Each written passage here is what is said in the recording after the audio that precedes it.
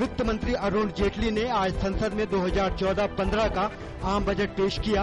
मोदी सरकार के पहले बजट में करदाताओं को राहत, 2.5 लाख तक की आमदनी पर नहीं लगेगा कोई कर, वरिष्ठ नागरिकों के लिए आयकर सीमा हुई 3 लाख।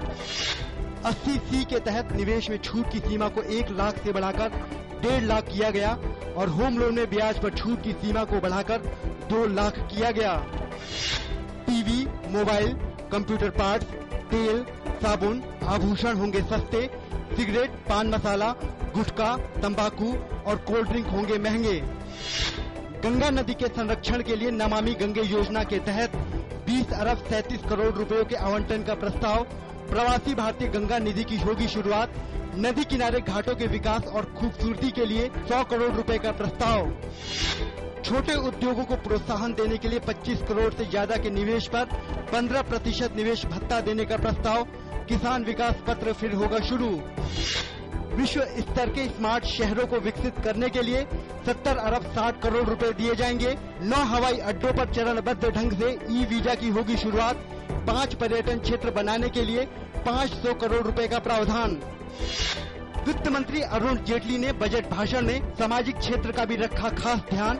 सभी बालिका विद्यालयों में शौचालय, पेयजल सुविधा का प्रावधान, सबको आवास उपलब्ध कराने के लिए कदम, बेटी बचाओ बेटी पढ़ाओ योजना का प्रस्ताव।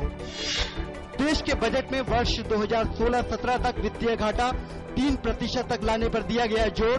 सरकार ने मुद्रास्फीति कम करने को लेकर अपनी प्रतिबद्धता जाहिर की। देश में 5 नए IIT और 5 नए IIM संस्थान खोलने का प्रस्ताव। लखनऊ और अहमदाबाद में मेट्रो परियोजनाओं के लिए 100 करोड़ रुपए आवंटित होंगे।